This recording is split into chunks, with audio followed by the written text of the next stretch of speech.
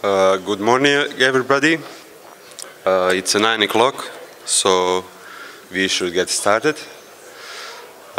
We have event full day, so we have to keep on schedule. Hello. Yeah.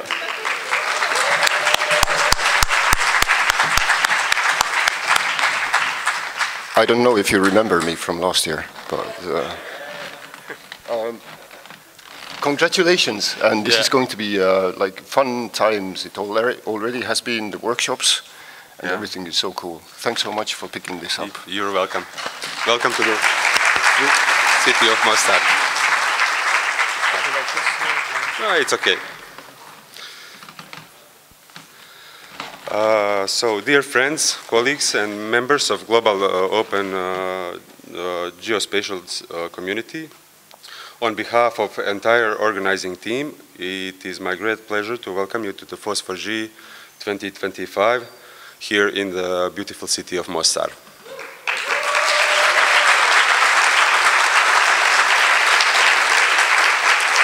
Thank you.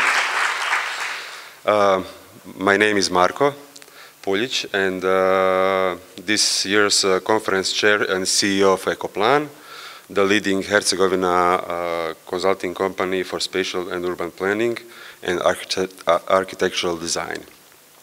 And of course, now proud organizer of FOSS4G Europe. We are honored and excited to host you in this unique setting on the banks of the beautiful Neretva River.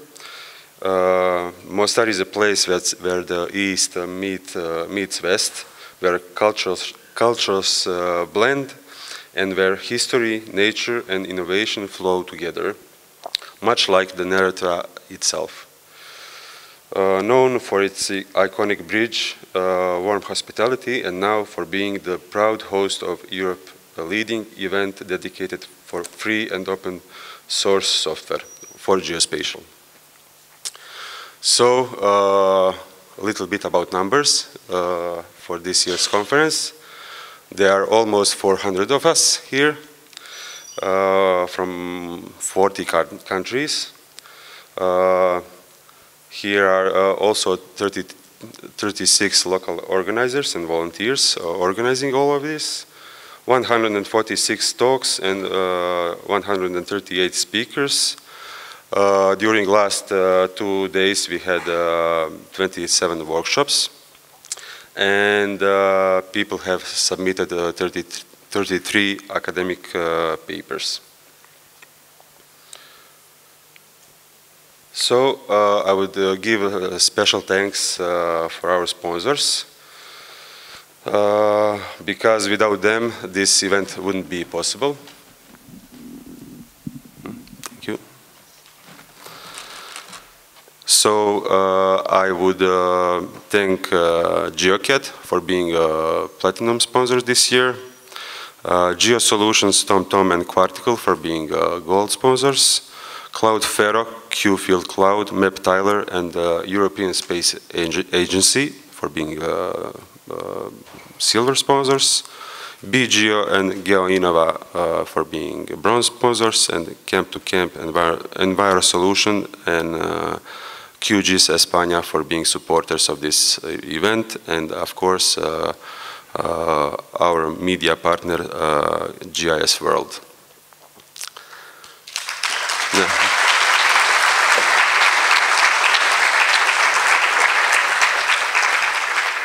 So thank you guys for supporting this, and I would also like to give a special thanks to workshop leads who generously shared their knowledge over the past 2 days, and also to the talk presenters whose ideas, insights, and passion drive the spirit of this event. So a little bit about our event in these next 3 days. So if you want to post on social networks, please use these hashtags, FOSS4G 2025 and FOSS4GE.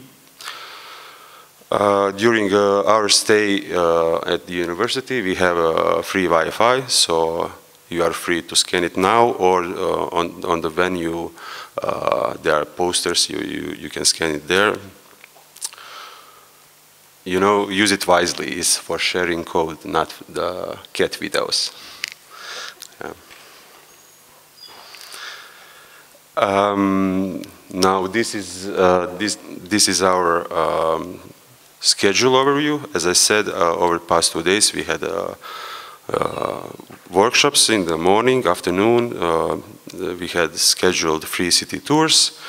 Yesterday we had fantastic B2B session in Del Rio restaurant, and afterwards Geochikas took Mostar in Charlie Bar. Yeah, it was great.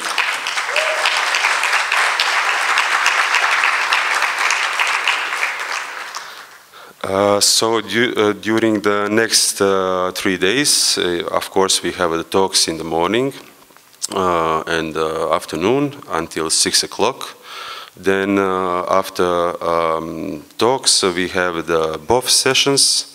So if you are interested in attending one, you are free to come. And of course, if you want to schedule one, just go to OSGeo wiki page and sign yourself up and invite everybody to come. Tonight we have an icebreaker event, and tomorrow social bites. During the Friday we will have in the afternoon the closing ceremony also here in Kosača.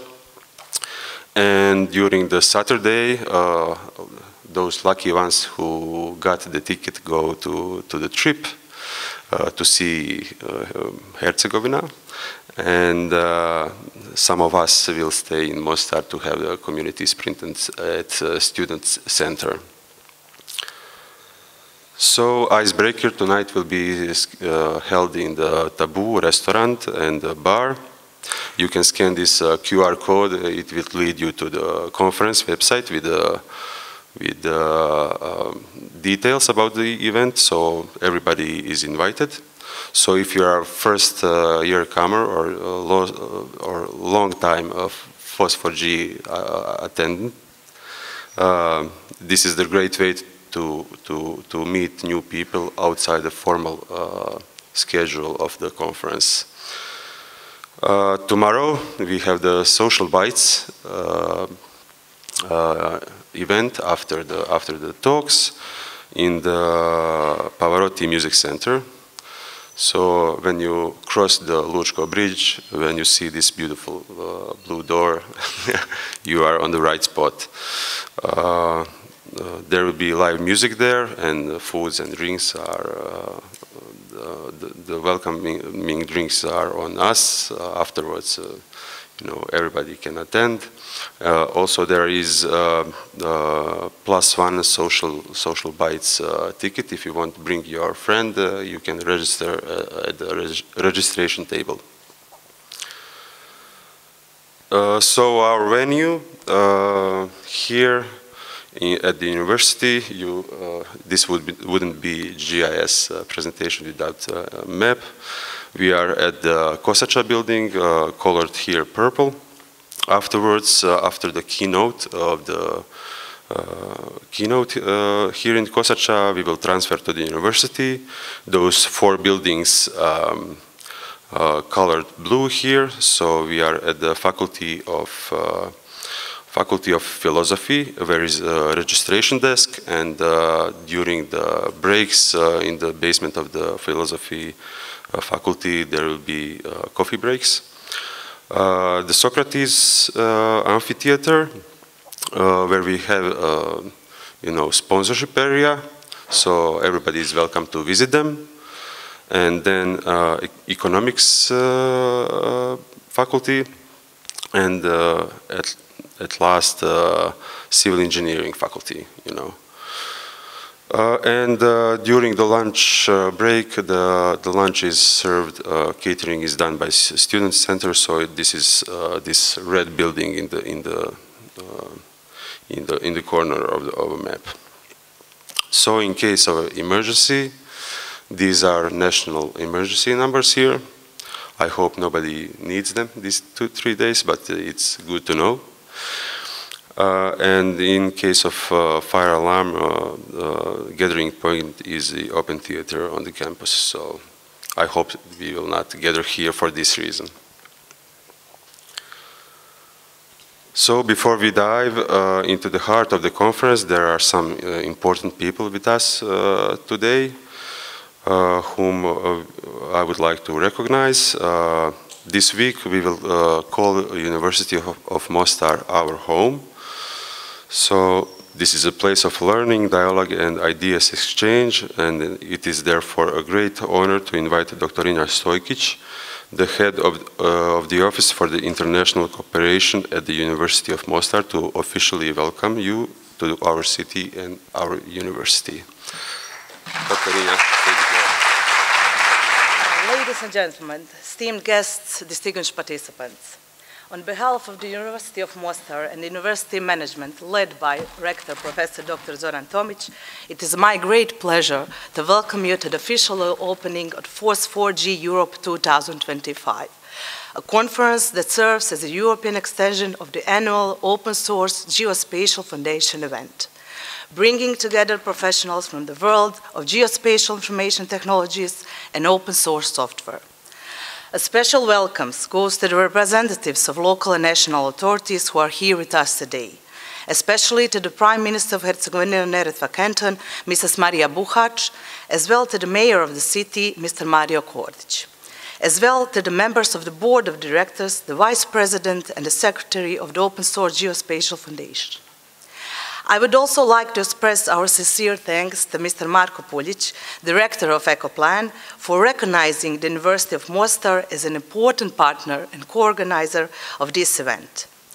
Your support further confirms the key role that our university plays in the development of the scientific, academic, and technological community, not only in Mostar, but across the region.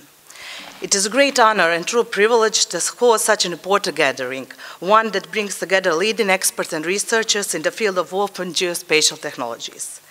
A key technology supporting planning, governance, and informed decision-making across sectors such as economy, transportation, environmental management, and emergency response. We are especially proud that after around 20 years, FOSS4G conference and its presence in numerous major cities around the world, it's now Mostar that holds the title of the host. This recognition reflects our openness to new technologies, scientific initiatives, and international collaboration. Allow me just to briefly introduce you to the institution that is welcoming you today. The University of Mostar is a public higher education institution in Bosnia and Herzegovina, providing education in Croatian language. With a tradition spanning 47 years and more than 9,000 students, the university is organized into 10 faculties: the Academy of Fine Arts and Theological Catechetical Institute. It is characterized by a strong research orientation, international cooperation, and interdisciplinary approach. Our study programs are developed in line with European standards, in close collaboration with numerous universities across the world and the region. This progress is further enhanced through active participation in international projects. The university is currently implementing 30 of them, and most of them are funded through the newest European Union programs. Our network of partners today includes over 300 signed agreements with institutions in more than 50 countries across 5 continents. We are proud to be a member of major European and world academic networks, including the EU Peace Alliance within the Erasmus Plus European Universities Initiative, as well as a part of 19 international academic networks.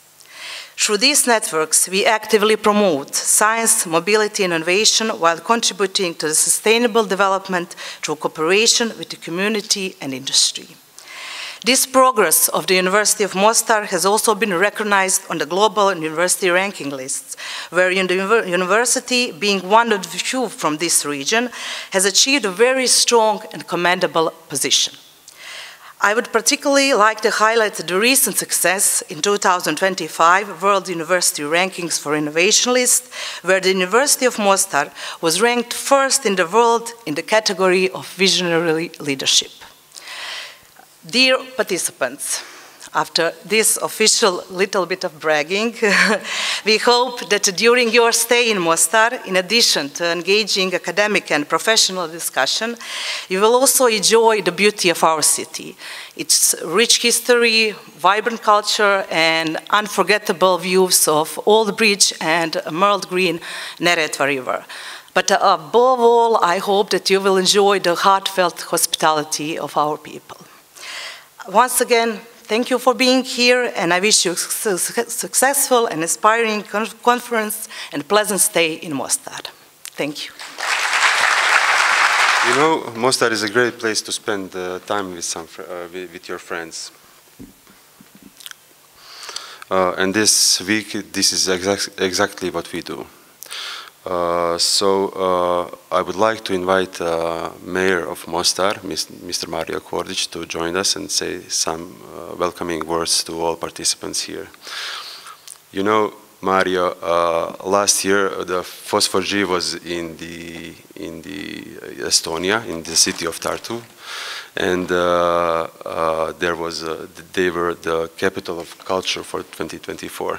You know, and we were competing there. I still hope that there is affinity for Mostar, and that this FOSS4G is introduction to the winning some next year. That Mostar will be capital of culture. Yeah. Yes. Thank you very much, Marko. Thank you very much. I hope so.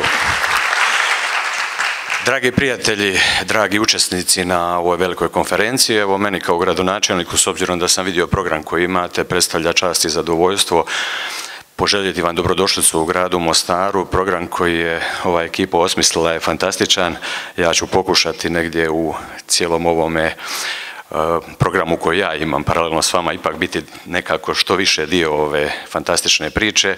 Svima vama želim dobrodošlicu još jedan put u Mostar, želim puno dobrih predavanja, dobrih iskustava, sponzorima jedno veliko hvala da su nam omogućili da ovakav jedan event se dogodi u gradu Mostaru. Mislim da je ovo jedna od većih konferencija u posljednje vrijeme koju radimo ovdje, posebno evo s osvrtom, kako je Marko rekao, otvara neke nove perspektive za grad Mostar. Ono što bih htio s vama podijeliti, s obzirom da sam na čelu grada Mostara zadnjih 6 godina, tema koju ćete obrađivati je prevažna za grad Mostar, s obzirom da smo imali nekakve čudne okolnosti od 2012. godine, upravo u smjeru digitalizacije javne uprave, pogotovo kad je urbanizam u pitanju, planiranje grada Mostara i sve ostalo.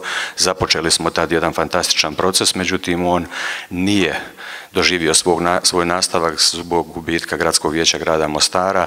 Već prije 5 godina smo ponovo procese pokrenuli, idemo ubrzanim koracima tu. Ova konferencija će zasigurno gradu Mostaru donijeti nova iskustva i možda nekakav novi smjer. Ja kao predstavnik javne uprave sam jako sretan i otvoren za sve zaključke koje ćete donijeti na ovoj konferenciji. Siguran sam da će nam pomoći u onome putu u kojem želimo ići. Još jedan put dobrodošlica u Mostar, hvala vam na svemu, uživajte u najljepšem gradu na svijetu, malo sam tu subjektivan vjerojatno, ali doživjet ćete u sljedećih 3 dana da je stvarno Mostar nešto posebno, jedna posebna sredina i hvala vam što dijelite ovaj prostor i pružate nam mogućnost da zajedno s vama dijelimo znanje. Hvala vam lijepo i živjeli. As many of you know, FOSS4G is more than just a tech conference. You know, it's a gathering of developers, users, scientists, civil servants, and businesses and decision makers from all around the globe. We are all crucial in the ecosystem, but without decision makers who recognize the value of open technologies and push their integration into the real world, our impact on the world would remain limited. You know. Many of the geospatial systems we rely today for urban planning, environmental protection, public safety would not exist without vision at the highest level. In that spirit, it's my great pleasure to invite Ms. Marija Buhac, Prime Minister of Herzegovina-Neretva Canton, to address us and officially open FOSS4G 2025.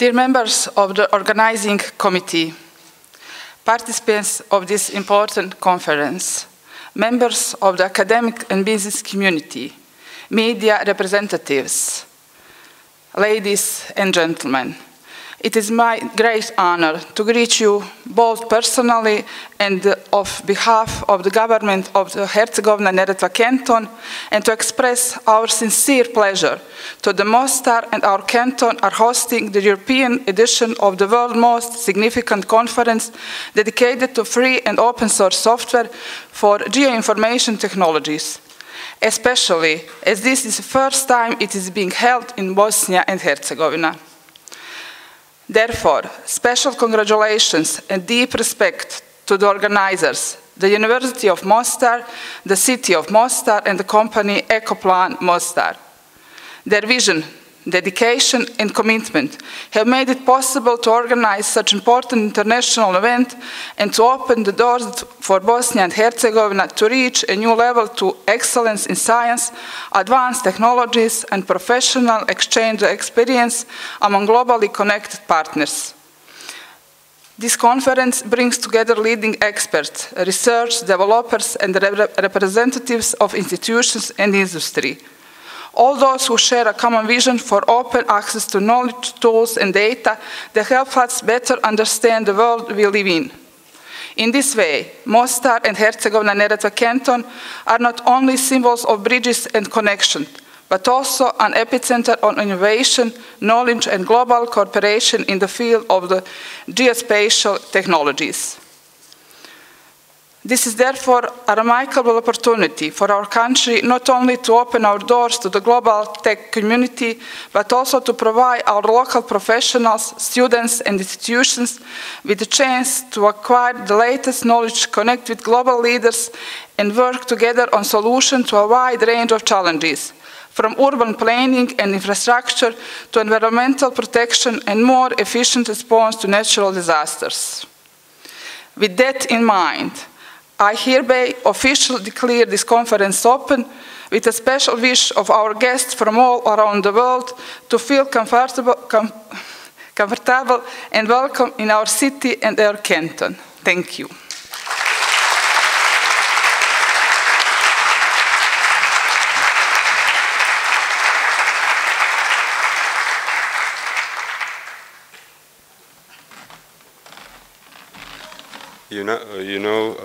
I'm really proud here. Especially, we received this flag after 1 year of organization, and people from the OSGeo community say they only make like 5 or 10 per year of these, and these are very special. Thank you very much. Start of the open source trip of Ecoplan into OSGeo family. Thank you very much.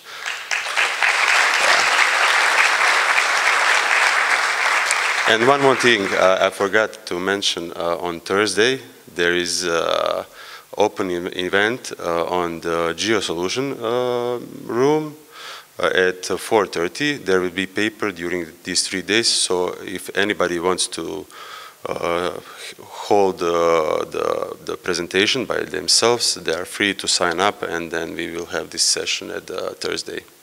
Yeah. And now it is my pleasure to invite, just to transfer the,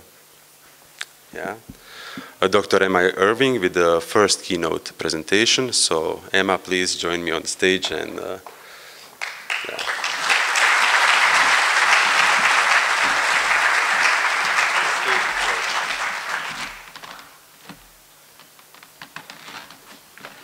Good morning, everyone. It's quite an honor to follow such a wonderful lineup of people who've just addressed you, especially given the sort of leadership positions that they occupy both nationally and within the field. So I feel very honored to be the first person to address you in the main conference.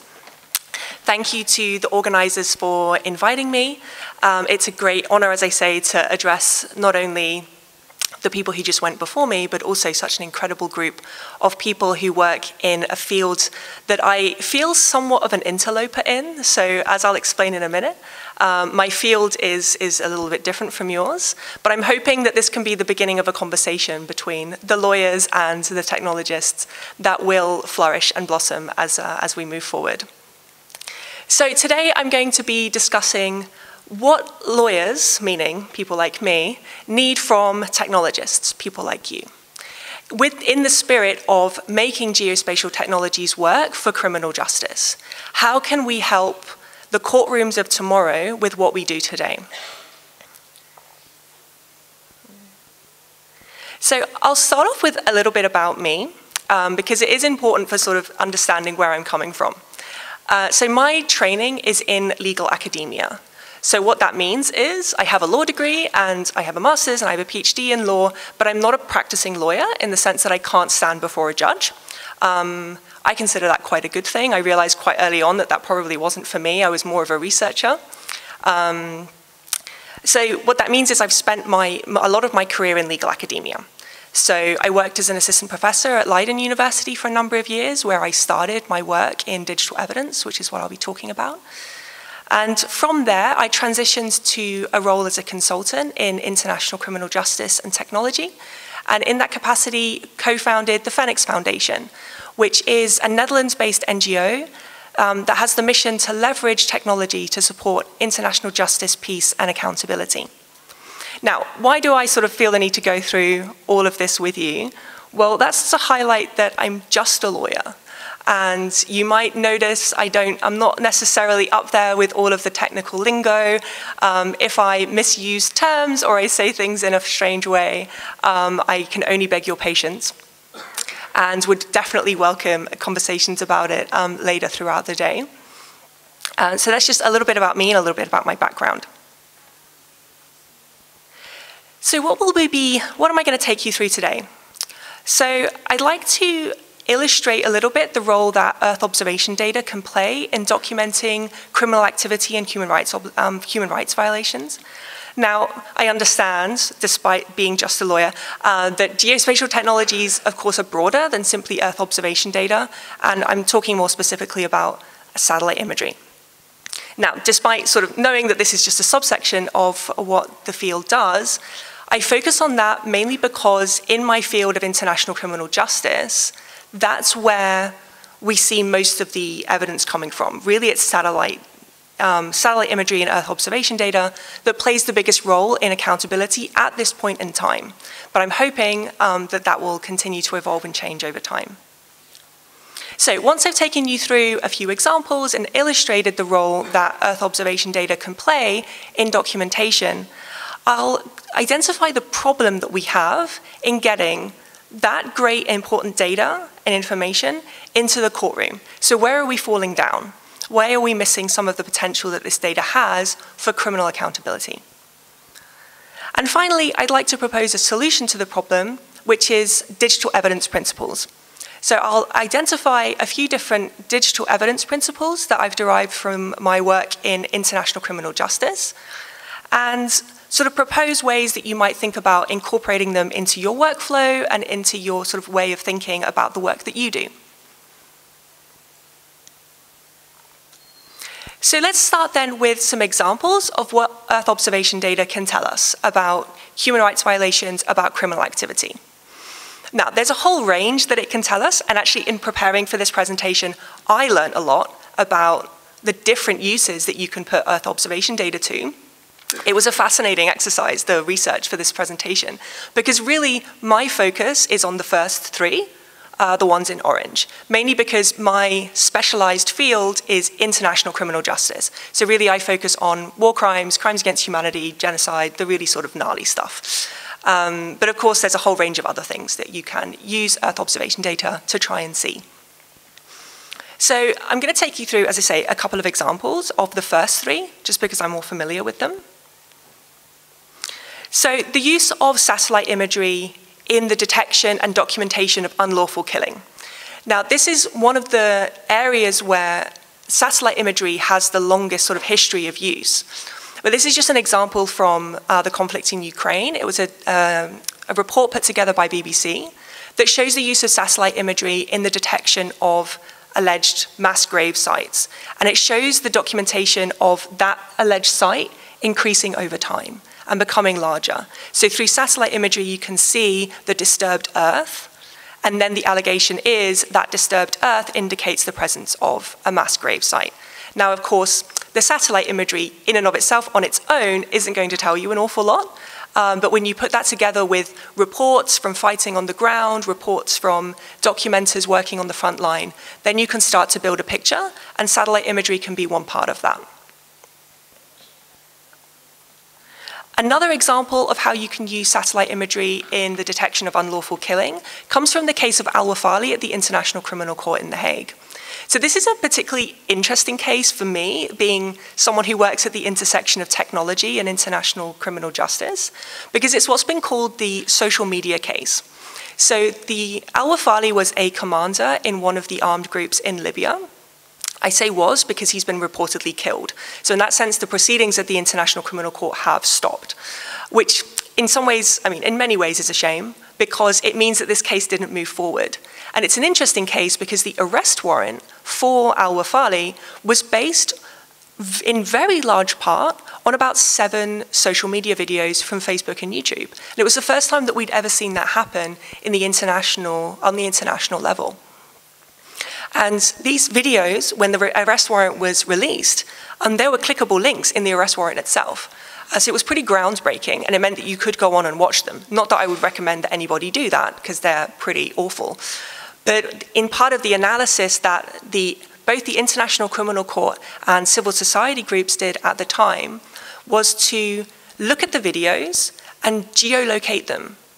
So using your sort of open source investigation methodologies to look at, okay, well, what can we see in the background of the video? What buildings can we see? How can we be sure that this is really a video from Libya and it's not a video from 20 years ago in Iraq? So that geolocation process brought them to the satellite images that you can see on the right. And part of how they confirmed not only the location, but the timing of the videos is by breaking the videos down, and you can see there's a couple of screenshots from the videos. They are blurred deliberately, because as I say, it's not, you know, I don't work in a happy, jolly field. It's a pretty gnarly field. But you can see in the top image on the left, the location of the people who've been killed after they fall into the ground. And then in this image below, those images have been lifted out, and what you can see is the blood patterns on the floor. So those are screenshots from the videos themselves. And then once they had found the location that they believed to be the site of the killing using satellite imagery, they could compare the before and after. And you'll see that in the second image, you get these dots that appear on the ground. So together with a number of other sources of evidence, this built the picture to confirm that this was the place where these events took place and the timing of the events based on when the satellite images are dated.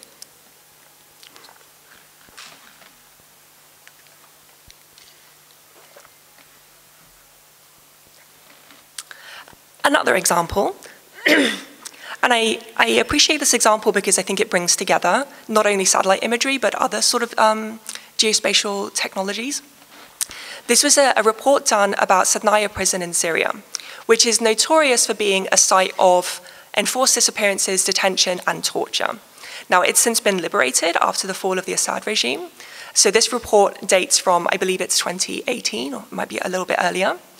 But what it was is it was Amnesty International partnered with an organization called Forensic Architecture, which is based at Goldsmith University in London.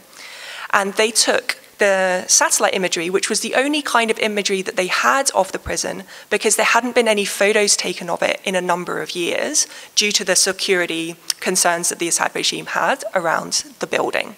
So they took the satellite image of the building, and then together with the ear witness testimonies of the people who were detained there, they created a 3D model.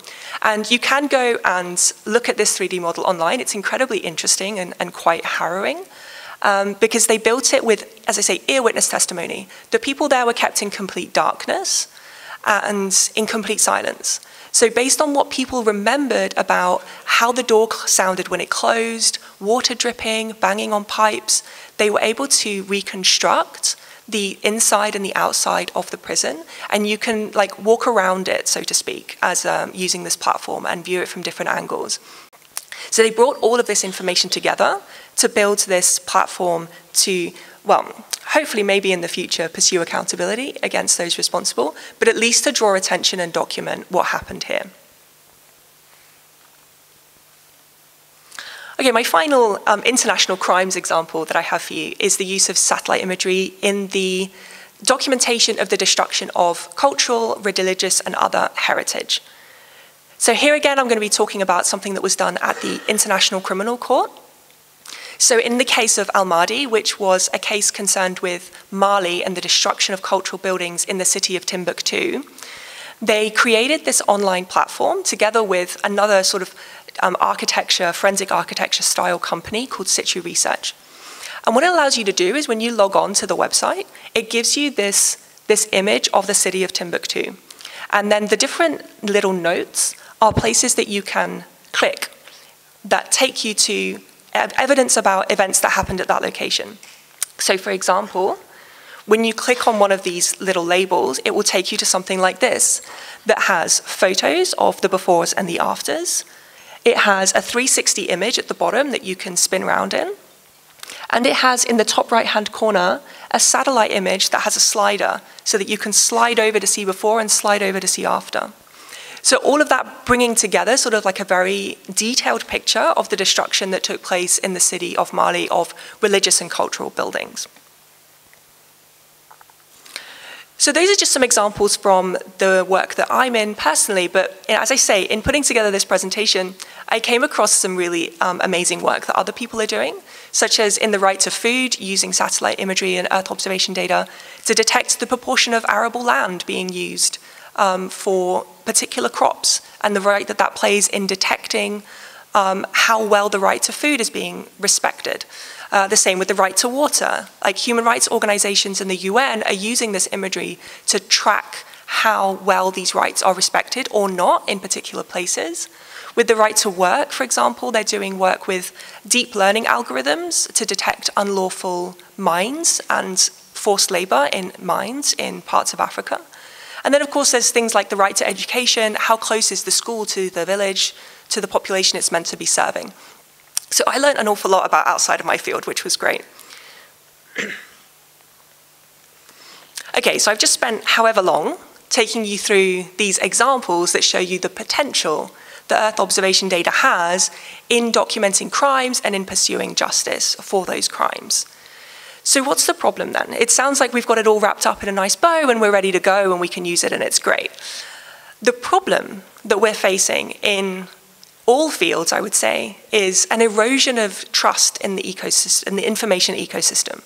We're living in such an uncertain time when it comes to our information ecosystem and the trust that we have in that information ecosystem. And I feel like traditionally, at least again, speaking only for my own field, there was a sense of satellite imagery being reliable, being authentic, and you didn't have to worry about it. There was, in some legal systems, there's even a presumption that satellite imagery is authentic. And then it would be for the defendant or for the other side to try and argue that it's not. Whereas with most other kinds of evidence, that works the other way around. We presume innocence until proven guilty, but when it comes to satellite imagery, we presume that it's authentic unless shown otherwise. But that's really changed, and that's really, really shifting. And an example of how, even in satellite imagery, the information ecosystem is getting more and more uncertain is an example in relation to the downing of flight MH17. So on the right-hand side, there's a collection of satellite images that were put together by an organization called Bellingcat, who you may have heard of. They do a lot of open source investigation work, and they concentrate in large part on Russia. So the Russian Ministry of Defense released a number of satellite images as part of a press release following the downing of flight MH17. And they claimed that in these satellite images showed that the Buick missile systems that shot down the plane, or allegedly shot down the plane, were moving around in eastern Ukraine, which means that they must have been in use, pointing the finger at Ukraine for downing the flight. But I don't know if you can quite see it in the resolution of the images, but the Bellingcat put together a number of the different satellite images.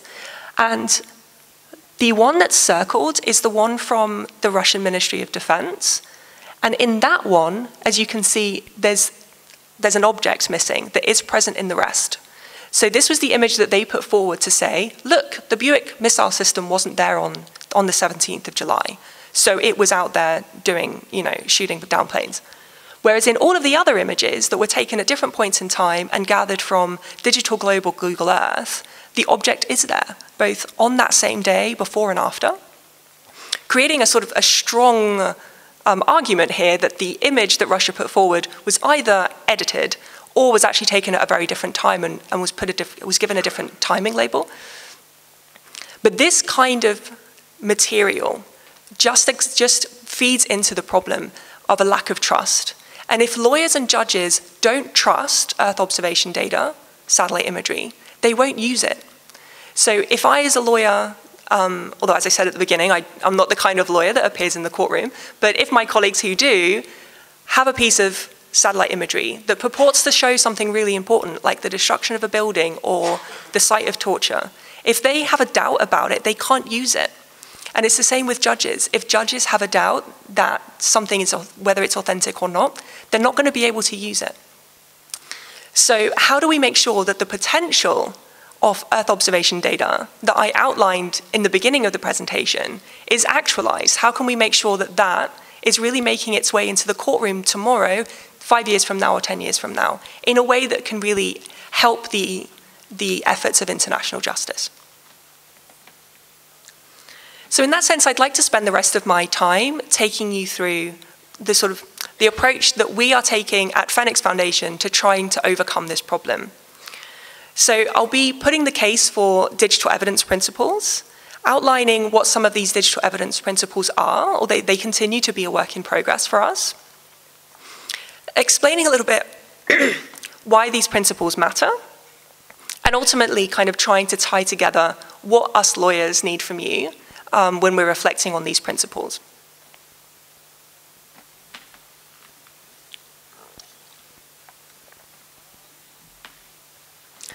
So the problem is trust, right? The problem is that if lawyers and judges don't trust geospatial data of any kind, let's broaden it out a little bit now, then they're not going to use it.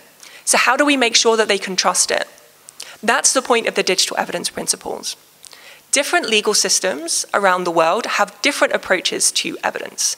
I'm sure most of you have seen at some point one of these legal dramas on TV where they're arguing about whether the evidence should be admissible, and one side is saying that no, it should be thrown out, and the judge has to decide, right? Like, that's reflective of a process that does happen, but it looks different in every legal system of the world.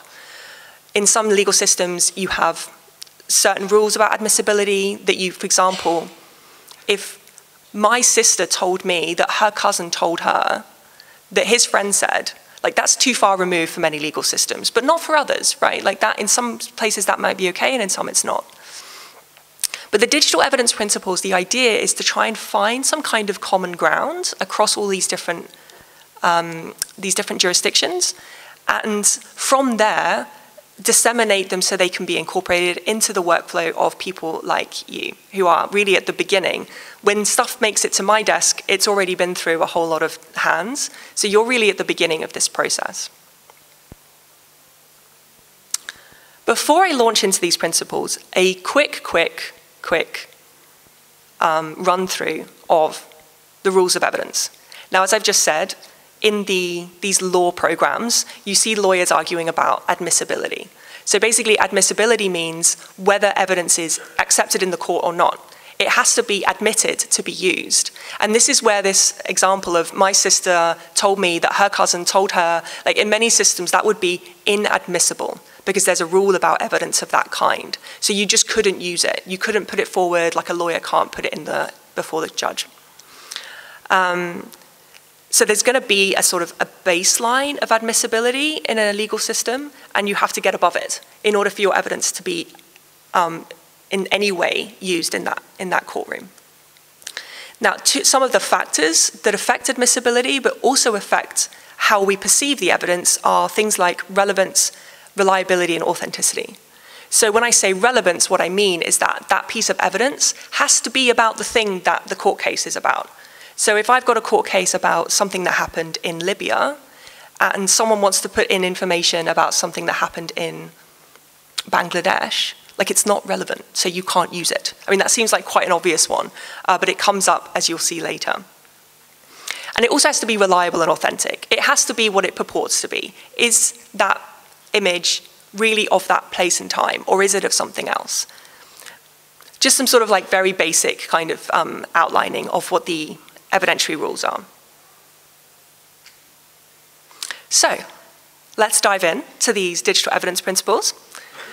So the first one is, maybe obviously, operate ethically.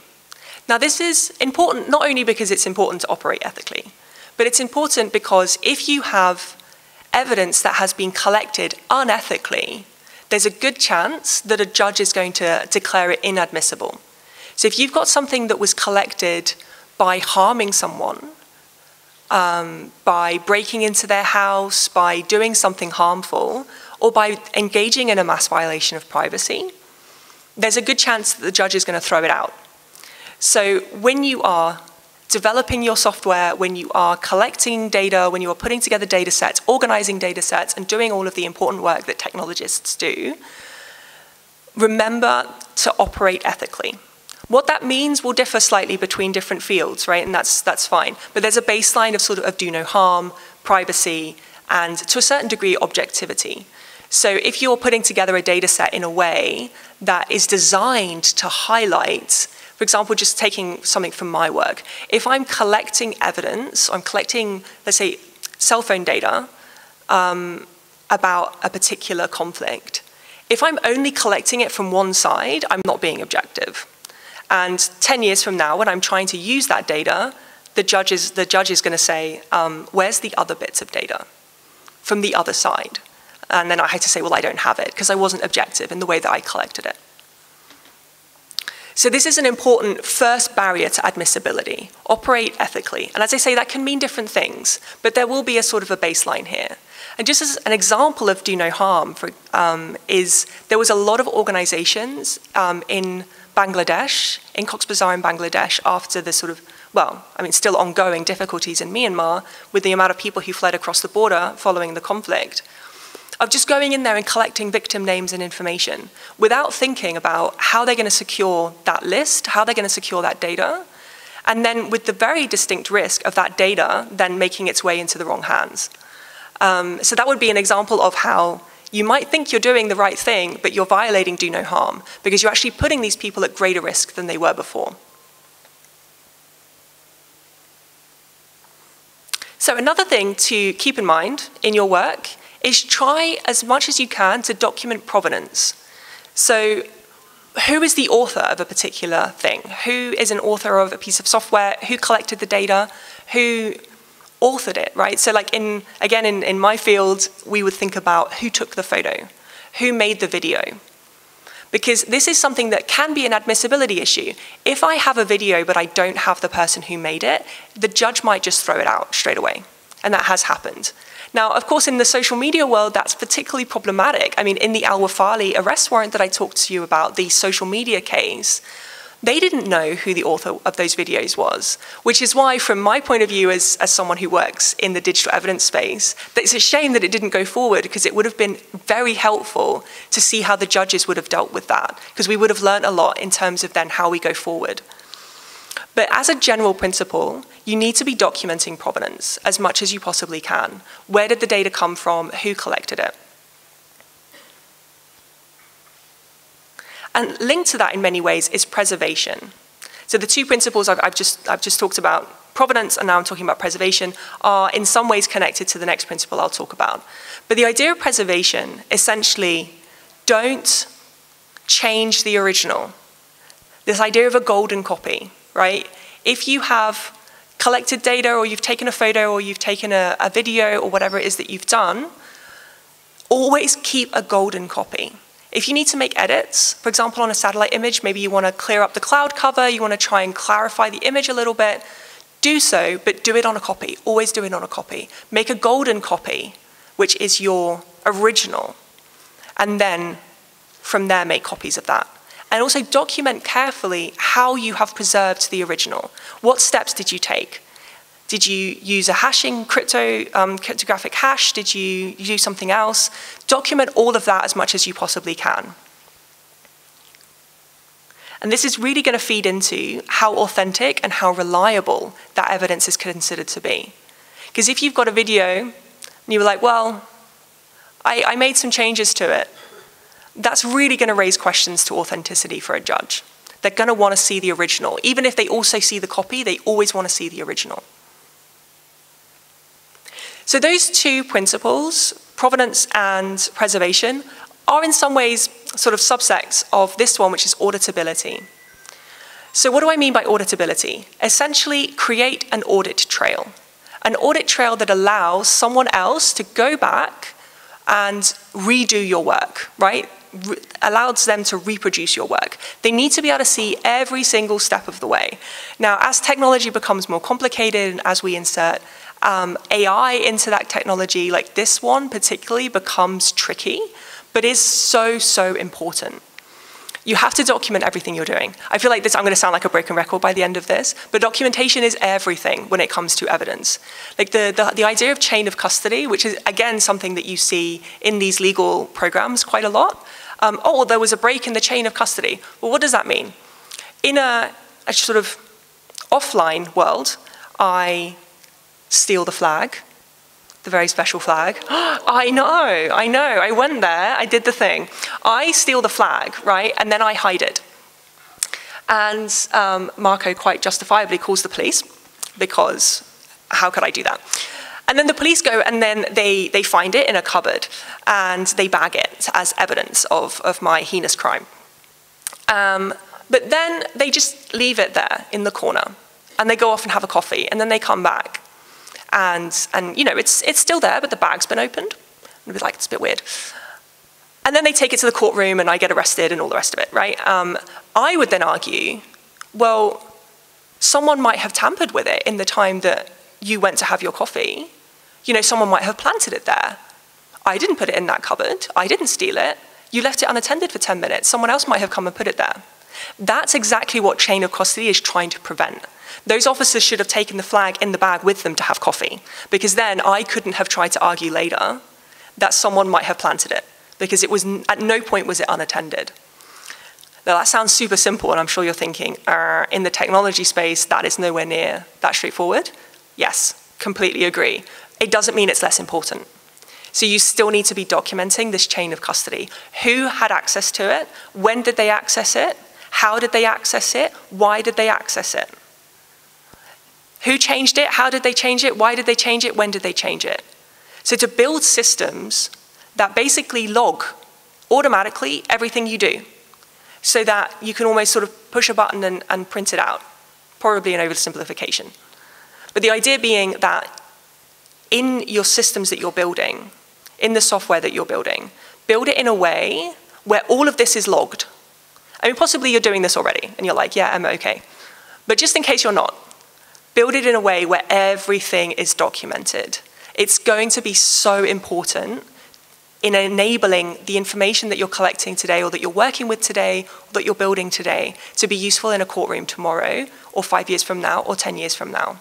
Because this is really an enduring principle, this idea of having to show every step of what you've done. And it's going to make your information more reliable and more authentic, and make it that much more important when a judge is looking at it and they're thinking, this is really something I can use to make my decision. Okay, we're getting there. 2 more. Corroboration. Nothing ever stands alone in the evidence space. If you have a witness that's testifying to something, unless they are super duper convincing, it's not going to be enough. There has to be documentation, there has to be a photo, there has to be fingerprints, there has to be something else. So if you can, and if it's relevant to what you're working with and how you're working, try and collect associated information to corroborate what you've got. This is maybe a little bit difficult to think about because I'm talking about this as like a future court case, and you might say, well, I work on something that's nowhere near connected to that. I don't work on war crimes. True. But you might be collecting information about the location of a forest fire, or you might be working with data about urban planning. All of that is potentially relevant to 5 years from now. If a conflict breaks out, if a crime takes place, what we've learned, I think, from the last 10 years is we just have no idea what's going to happen tomorrow. So we need to be building systems today that help us future-proof our work for tomorrow. So that if it can be used in a courtroom, if it's useful, if it shows something that's crucial, that it's not going to get thrown out for a sort of a silly reason, right? Because you didn't write down who accessed the information and when. Because you didn't collect a little bit of associated information that was also quite easy to collect, and you thought, oh, I might as well. So if there's any way to build in corroboration into your systems, I would urge you to do so. Really, you want to be painting a bigger picture. And at the end of the day, also be aware of the fact that if your information, your data, your software is usable in a courtroom setting, that you might be called to testify. So in that sense, maybe keep a notebook. You know, your own personal recollections, your own personal observations from that time. We've seen those playing a really important role in criminal trials. The logbooks, for example, of radio intercept operators in Uganda, where they were writing down sort of their own understanding of what was happening in those radio transmissions. And finally, explainability, which again, in the rapidly advancing technology space that we work in, is a difficult one. Although I would say that being an open source community is really where we need to be going to help with this explainability principle. So this comes from the cases that we have of different, like, international courts working across different languages, right? At the International Criminal Court, you might have the judges dealing with something that happened in Bangladesh, or something that happened in Colombia, or something that happened in Uganda. The judges will always say, you have to translate what you're putting in so we can read it. I mean, yeah, again, it feels obvious, right? But we can't tell whether it's relevant unless we can read it. So you need to translate it into English or French so that we can read it. So if we think about this in a technology sense, we need to explain things so the judges can understand it. So in that sense, kind of like translate from the technology language into a more accessible language if you're working with material that's going to end up in a courtroom. Or when it comes to the courtroom moment, to go through that process of explaining what your software does or how your collection process took place. You have to make it understandable, because only then can we see whether it's relevant or not. And be objective in that process, right? I mean, this is linking back to the operate ethically principles from earlier, this idea of being objective. So if you're translating something, translate it in as objective a way as you can. An example from this, if we think about the slides earlier, with my unlawful killing case in Libya with the blood spatter on the ground, best practice for us would be not to say that that's blood spatter on the ground, but that there are dark markings on the ground that are consistent with the color of blood.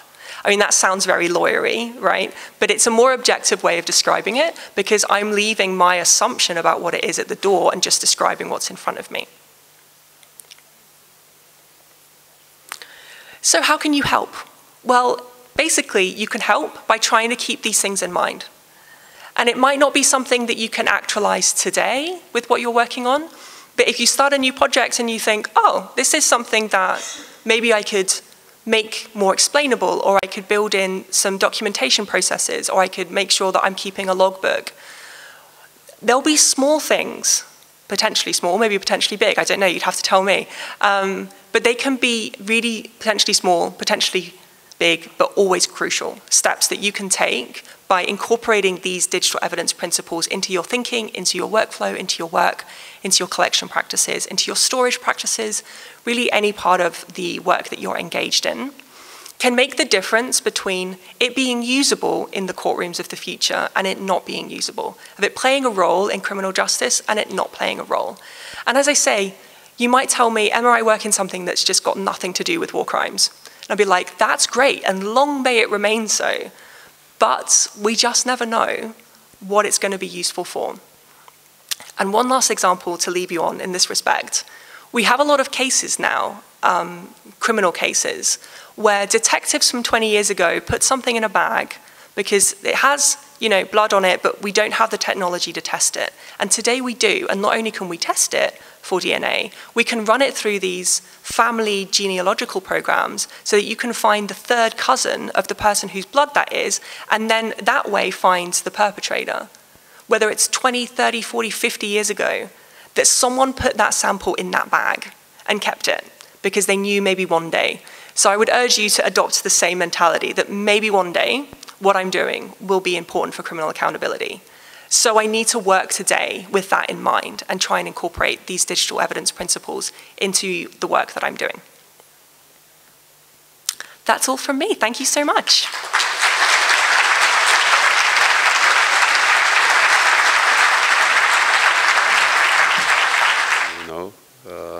To see perspective from your side about this technology that we use and that we develop. So thank you for that. In any case, now we have on our schedule the break, the coffee break, and we can go to the university and then continue our sessions there. Yeah, thank you.